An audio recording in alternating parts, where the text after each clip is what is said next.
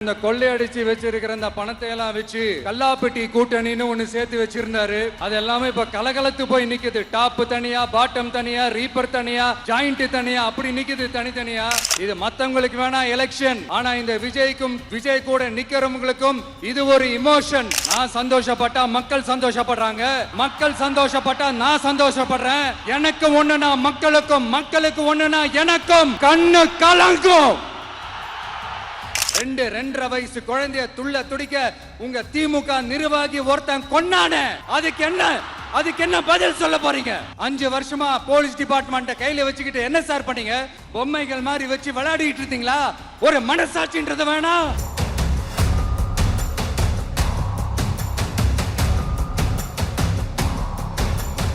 என் நெஞ்சில் குடியிருக்கும்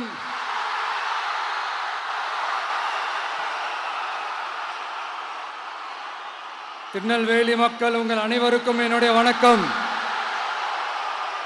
வணக்கம் வணக்கம் வணக்கம் வணக்கம்.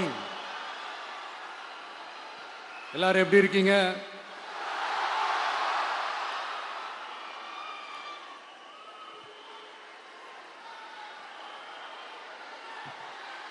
உங்க மகன், உங்க அண்ணன், உங்க தம்பி, உங்க தோழன், உங்க நண்பன், உங்க விஜய் உங்களை தேடி வந்திருக்கிறேன். இந்நேரம் திமுக கையில அந்த முழு பவரும் இருந்திருந்தா, இந்நேரம் ஸ்டாலின் சார் கையில அந்த முழு பவரும் இருந்திருந்தா கண்டிப்பா இந்த நிகழ்ச்சி நடந்திருக்காது. ஏதாவது ஒரு முட்டுக்கட்டையை போட்டு நம்மளை வரவிடாம பண்ணியிருப்பார். ஆனா இப்பதான் அவர் ஒரு அதிகாரம் இல்லாத ஒரு முதல்வரா அப்படியே இருக்காருல்ல, ஒரு கேர்டேக்கர் கவர்மெண்ட்னு சொல்லுவாங்க இந்த பீரியட. அப்படி இருக்கிறதுனாலயோ என்னமோ கொஞ்சம் ஈஸியா வர முடிஞ்சதுன்னு நினைக்கிறேன். அது மாதிரி இந்த திமுக கவர்மெண்ட் நமக்கு எவ்வளவு பிரச்சனைகள், எவ்வளவு நெருக்கடிகள், எவ்வளவு அவதூறுகள், அவங்களையும் தாண்டி இன்னும் சில பேர் இன்னும் நிறைய அவதூறுகள் எல்லாமே பரப்புனாங்க.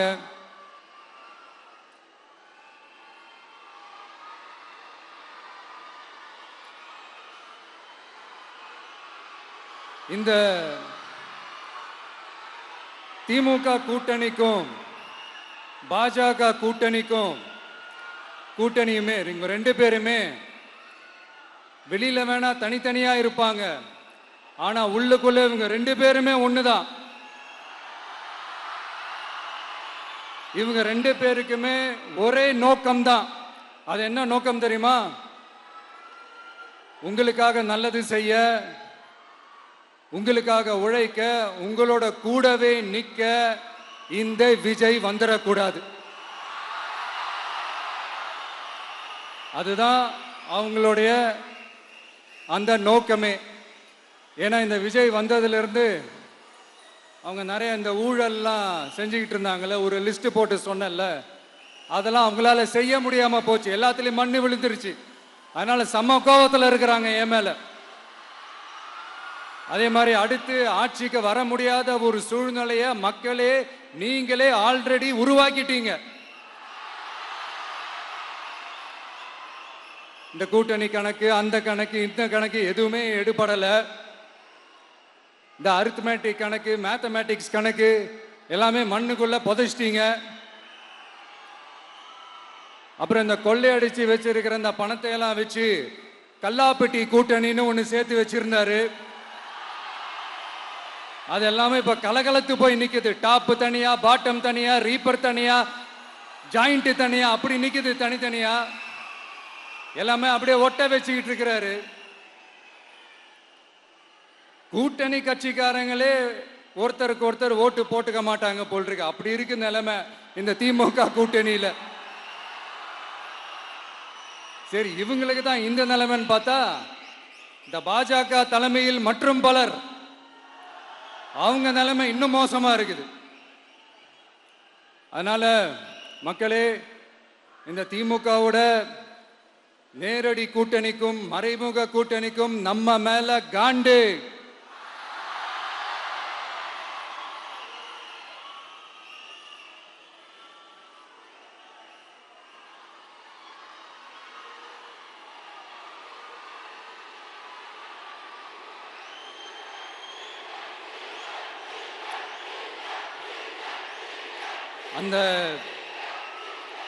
அந்த காண்டுக்கு ஒரு காரணம் என்ன தெரியுமா?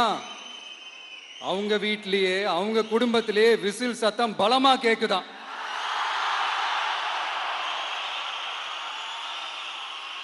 அடுத்த காண்டு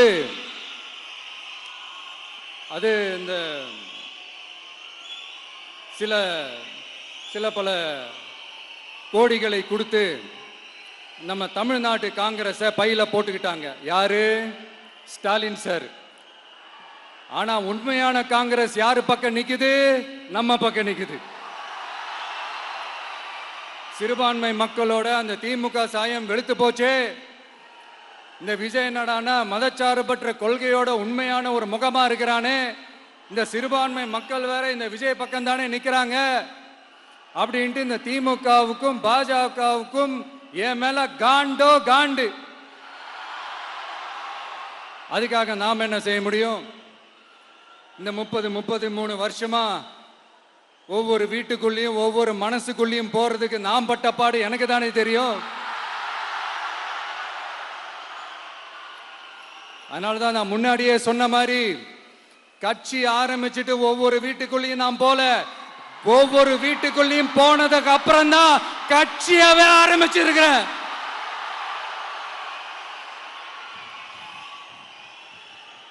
இது இந்த அரசியல் எல்லாத்தையும் தாண்டி இருக்கிற ஒரு உறவு. கட்சி கிட்சி எல்லாத்தையும் தாண்டி இருக்கிற ஒரு உறவு. இது ஒரு பூர்வ ஜென்ம பந்தம். இது சும்மா இந்த அரசியல் ஆதாயம் தேடுறவங்களுக்குலாம் இது என்னன்னே புரியாது. இது மற்றவங்களுக்கு வேணா எலெக்ஷன். ஆனா இந்த விஜய் கூட நிக்கிறவங்களுக்கும் இது ஒரு இமோஷன். நான் சந்தோஷப்பட்டா மக்கள் சந்தோஷப்படுறாங்க, மக்கள் சந்தோஷப்பட்டா நான் சந்தோஷப்படுறேன். எனக்கு ஒண்ணுனா மக்களுக்கும், மக்களுக்கு ஒண்ணுனா எனக்கும் கண்ணு கலங்கும். எவ்வளவு அவதூறுகள்! இந்த கரூர் விஷயத்தை பத்தி ஊருக்கே தெரியும். ஆனா போடு, விஜய் மேல பழிய போடு. என்னடா இவ்வளவு பெரிய ஒரு பழிய தூக்கி விஜய் மேல போட்டாலும் மக்கள் விஜய் கூடவே நிக்கிறாங்க. இது என்னடா அதிசயமா இருக்குது அப்படின்ட்டு அது ட்ரை பண்ணி பார்த்தாங்க. அது மக்கள் கிட்ட எடுபடல. சரி, அடுத்து வேற என்ன பண்ணலாம்? முடக்கு. ஜனநாயகனா முடக்கு. படத்தை முடக்கினா கொஞ்சம் பையன் கொஞ்சம் டிஸ்டர்ப் ஆயிடுவான். அதனால படத்தை முடக்கி. இது யாரு முடக்கினாங்கன்றது உங்களுக்கே தெரியும். அது நான் சொல்ல வேண்டிய அவசியம் உங்களுக்கு இல்லை. ஆனா இவனாடா இவன் படத்தை முடக்கினாலும் அவன் பாட்டுக்கு அதை கண்டுக்காம அவன் பாட்டுக்கு வேலையை பார்த்துட்டு போயிட்டே இருக்கான். அதுவும் எடுபடலை. சரி, அடுத்து வேற என்ன பண்ணலாம்? போடு, SOPன்னு ஒண்ணு போடு. விஜய்க்கு மட்டும் தனியா ரூல்ஸ், தனியா ரெகுலேஷன்ஸ், தனியா கண்டிஷன்ஸ் அவனுக்கு மட்டும் போடு. மற்ற கட்சிகள்லாம் விடு, விஜய்க்கு மட்டும் தனி கண்டிஷன்ஸ் போடு. அவன் வெளியவே வரக்கூடாது, மக்களை சந்திக்கவே கூடாது. என்னாச்சு? அதுவும் எடுபடல. சரி, அடுத்து வேற என்ன பண்ணலாம்? நம்மளை சுத்தி இருக்கிறவங்கள வச்சு, அதாவது இத்தனை வருஷமா வெயிட் பண்ணி இப்போ எலெக்ஷனுக்கு 30 நாளைக்கு முன்னாடி கரெக்டா அந்த டைம் பார்த்து ஒரு அவதூறு பரப்ப வேண்டியது. அது என்னன்னு உங்களுக்கே தெரியும். அதுவும் மக்கள் கிட்ட எடுபடல. அது மாதிரி எத்தனை சோதனைகள், எத்தனை வேதனைகள் நீங்க கொடுத்தாலும் இந்த திமுக நாளையோ இல்ல இந்த பாஜக நாளையோ இல்ல இந்த மற்ற பலர் நாளையோ இல்ல எந்த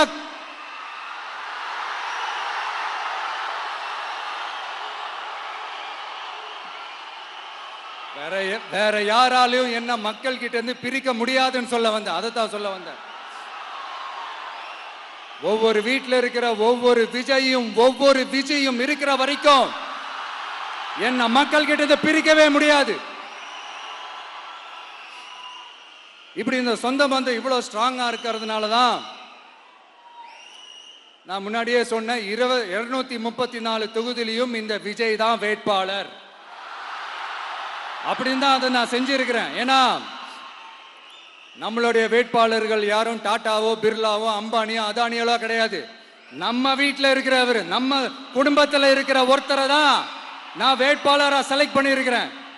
அப்படி செலக்ட் பண்ணி தான் உங்ககிட்ட நான் ஒப்படைச்சிருக்கிறேன். அதனால அந்த வேட்பாளர் வேற, இந்த விஜய் வேற அப்படின்னு நினைச்சிடாதீங்க.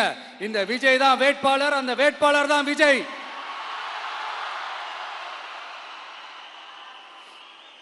இத்தனை வருஷம் யார் யாருக்கோ ஓட்டு போட்டீங்க. ஆனா இந்த வருஷம் உங்க வீட்டில் இருக்கிற ஒருத்தருக்கு, உங்க வீட்டில் இருக்க நம்ம குடும்பத்தில் இருக்கிற ஒருத்தருக்கு நம்ம ஓட்டு போட போறோம். அந்த வேட்பாளர்களுக்கு நீங்க ஓட்டு போடுறது நமக்கு நாமளே ஓட்டு போட்டுக்கிற மாதிரி. அந்த வேட்பாளர் ஜெயிச்சா நாம ஜெயிச்ச மாதிரி. இப்படிப்பட்ட ஒரு எமோஷனலான ஒரு எலெக்ஷனை தமிழ்நாடு இல்ல, இந்தியாவே பார்த்திருக்காது. இது நீங்க எவ்ரி 5 years வர ஒரு எலெக்ஷன் மாதிரி இதை நினைச்சிடாதீங்க. இது வேற, இது ஒரு அதிசய எலெக்ஷன். 50 வருஷத்துக்கு ஒரு வாட்டி நடக்கிற ஒரு எலெக்ஷன் மாதிரி. அதனால அந்த சான்ஸை மிஸ் பண்ணிடாதீங்க மக்களே. ஒரு காமராஜர் தானா, ஒரு அண்ணா தானா, ஒரு எம்ஜிஆர் தானா நம்ம தமிழ்நாட்டுக்கு? அவங்கள மாதிரி வேற யாருமே வந்துட மாட்டாங்களா அப்படின்னு நீங்க ஏங்கினது எனக்கு தெரியும். அத மனசுல வச்சுக்கிட்டு தான் நம்ம டிவிக்கே வந்திருக்கிறோம். நம்ம டிவிக்கு யார் யார் மாதிரி எல்லாம் உழைக்கும் சொல்லவா? ஐயா முத்துராமலிங்க தேவர் மாதிரி, ஐயா வீரன் சுந்தரலிங்கம் மாதிரி, ஐயா வாவுசி மாதிரி, ஐயா அழகு முத்துக்கோன் மாதிரி, ஐயா கட்டபொம்மன் மாதிரி, ஐயா ஒண்டி வீரன் மாதிரி, ஐயா குரூஸ் பெர்னாண்டஸ் மாதிரி, மாதிரி ஒட்டுமொத்த தமிழ்நாட்டு மண்ணுக்கும் உழைக்கும், உழைச்சிக்கிட்டே இருக்கும். இந்த எலெக்ஷன்ல நம்ம டிவிக்கு ஆட்சி அமைஞ்சா அதென்ன அமைஞ்சா அமைக்கிறோம். எப்படி அமைக்கிறோம்? நம்ம டிவிக்கு ஆட்சி அமைஞ்ச உடனே பெண்கள், இளைஞர்கள் எல்லாருமே நல்லா இருப்போம், நல்லா இருப்போம், நல்லா இருப்போம். விவசாயிகள், மீனவர்கள், உழைக்கிற மக்கள் எல்லாருமே நல்லா இருப்போம், நல்லா இருப்போம், நல்லா இருப்போம். இன்னும் பல வருஷத்துக்கு நம்மளுடைய குடும்பங்கள், நம்மளுடைய சந்ததிகள், நம்மளுடைய தலைமுறைகள் எல்லாருமே நல்லா இருப்போம், நல்லா இருப்போம், நல்லா இருப்போம். அதனாலதான் மீண்டும் மீண்டும் சொல்றேன், வேற யாருக்காவது ஓட்டு போட்டு உங்க ஓட்டை வேஸ்ட் பண்ணிடாதீங்க. அதனாலதான் பார்த்து பார்த்து உங்களுக்கான வாக்குறுதிகளை நாம அதை அறிவிச்சிட்டு இருக்கிறோம். சொல்லாதத, செய்ய முடியாததெல்லாம் சொல்லவே மாட்டோம். அதுல ரொம்ப உறுதியா இருக்கிறோம். சொல்லாததை செய்வோம், அது வேற விஷயம். ஆனா செய்யறத மட்டும் தான் சொல்லுவோம். யங்ஸ்டர்ஸ், விவசாயிகள், மீனவர்கள், இந்த மாதிரி பல திட்டங்கள் இருக்கு, எல்லாத்தையுமே நிறைவேற்றுவோம். இந்த விஜய் அதை சாத்தியமாக்கி காட்டுவான். இதை நான் ஏன் இவ்வளவு ஸ்ட்ராங்கா சொல்றேன் அப்படின்னா, மக்கள் பணத்திலிருந்து ஒரு பைசா கூட தொட வேண்டிய அவசியமே எனக்கு இல்லை. உங்களுக்கு புரியுதுங்களா? உங்களுக்கு மக்களுக்கு தப்பே நடக்காது, தப்பே நடக்க விட மாட்டேன். இப்ப நான் சொன்னல, மக்கள் காசுல இருந்து ஒரு பைசா கூட தொட மாட்டேன்னு. அதை இப்ப ஆண்டுகிட்டு இருக்கிறவங்க, இதுக்கு முன்னாடி ஆண்டவங்க தில்லா சொல்ல முடியுமா? என்னை எதிர்த்துட்டு இருக்கிறவங்களால தில்லா, கட்ஸா, கெத்தா இத சொல்ல முடியுமா? நீங்க ஒழுங்கா ஆட்சி நடத்திருந்தா பெண்கள் பாதுகாப்பு ஏன் இவ்வளவு மோசமா இருக்குது? இளைஞர்களுக்கு ஏன் வேலை வாய்ப்பு இல்லாம போச்சு? போதைப் பொருள் கலாச்சாரம் ஏன் அதிகமா இருக்கு, சட்டம் ஒழுங்கு ஏன் சரியா இல்ல, வன்முறை ஏன் தலைவரிச்சு ஆறுது, இதுக்கு உங்களால பதில் சொல்ல முடியுமா ஸ்டாலின் சார்? பதில் சொல்ல தகுதி இருக்கான்னு தான் கேட்டிருக்கணும். ஆனா கொஞ்சம் நாகரிகம் கருதி அப்படி வேணான்னு பாக்குறேன். 2.5 வயசு குழந்தைய துள்ள துடிக்க உங்க திமுக நிர்வாகி ஒருத்தன் கொன்னானே, அதுக்கு என்ன பதில் சொல்ல போறீங்க? விளாத்திக்குளம் பக்கத்துல +2 படிக்கிற ஒரு பொண்ணு டாய்லெட் வசதி சரியா இல்லாம ஒரு அவசரத்துக்கு காட்டு பக்கம் போய் ஒதுங்கினாங்களே, என்னாச்சு? இந்த உலகத்தை விட்டே போயிட்டாங்க. அதுக்கு என்ன பதில் சொல்ல போறீங்க? இந்த பிள்ளைங்களை உங்களால திருப்பி கொடுக்க முடியுமா சார்? 5 வருஷமா போலீஸ் டிபார்ட்மெண்ட்டை கையில வச்சுக்கிட்டு என்ன சார் பண்ணீங்க? பொம்மைகள் மாதிரி வச்சு விளையாடிட்டு இருந்தீங்களா? ஒரு மனசாட்சின்றது வேணாம்.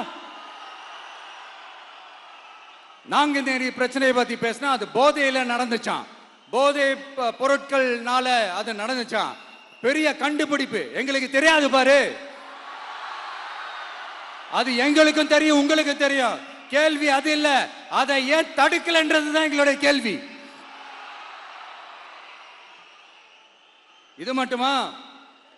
மணலை திருடுறாங்க, மண்ணை திருடுறாங்க, மலைகளை முழுங்குறாங்க, சட்டவிரோதமா கல்குவாரி நடத்துறாங்க, மணல் மாஃபியா அது ஒரு பக்கம் நடந்துகிட்டு போகுது. இன்னொரு பக்கம் மினிஸ்டர்ஸ் கொள்ளையடிக்கிறாங்க, இன்னொரு பக்கம் குடும்பமா சேர்ந்து கொள்ளையடிக்கிறாங்க. டாஸ்மாக்ல ஊழல், நகராட்சி துறையில ஊழல், இப்படி ஊழல் ஊழல், ஆட்சி முழுக்க ஊழல் ஊழல்லே ஊறி போய் நாரி போய் கிடக்குது. எந்த மூஞ்ச வச்சுக்கிட்டு சார் வந்து ஓட்ட கேட்பீங்க?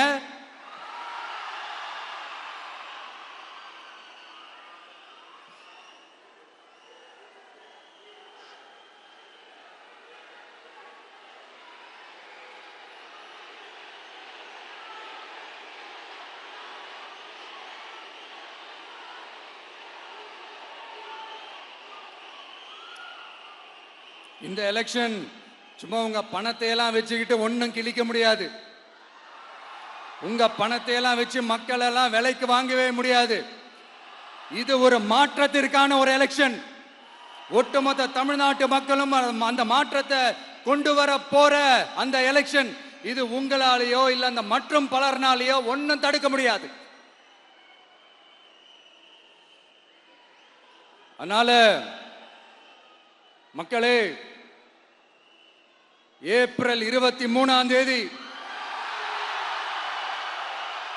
காலையில சும்மா பக்காவா ரெடி ஆயிட்டு வீட்டில் இருக்கிற சாமியெல்லாம் கும்பிட்டுட்டு உங்க ஓட்டர் ஐடி கார்டு கையில் எடுத்துக்கிட்டு முதல்ல பூத்துல போய் நின்று அந்த விசில் சின்னத்துக்கு நேரா இருக்கிற அந்த பட்டனை ஒரு அழுத்துங்க.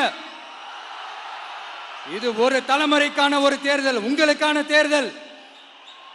எப்பேற்பட்ட வசதியான வாழ்க்கையா இருந்தாலும் எல்லாத்தையும் தூக்கி எறிஞ்சது உங்களுக்காக மட்டுமே வந்திருக்கிறேன். உங்களுக்காக நன்றி கடன் செலுத்துறதுக்காக மட்டுமே வந்திருக்கிறேன். அத்தனை வழிகளையும் தாங்கிக்கிட்டு உங்களுக்காக மட்டுமே வந்திருக்கிறேன். ஒரு நாளும் பொய் சொல்லி உங்களை நான் ஏமாத்தவே மாட்டேன். இந்த 4 முனை போட்டி, 40 முனை போட்டி, எத்தனை முனை போட்டின்னு எத்தனை உருட்டினாலும் இங்க 2 முனை போட்டி மட்டும்தான். ஒன்னு, இன்னொன்னு ஒன்னு டிவிகே, இன்னொன்னு டிஎம்கே. மக்கள் விரோத ஆட்சி நடத்துற ஸ்டாலின் சார் வேணுமா? மக்களை நேசிக்கிற உங்க விஜய் வேணுமா? அவ்வளவுதான் இந்த எலெக்ஷன். அதனால உங்க மகனுக்கு, உங்க அண்ணனுக்கு, உங்க தம்பிக்கு, உங்க பிள்ளைக்கு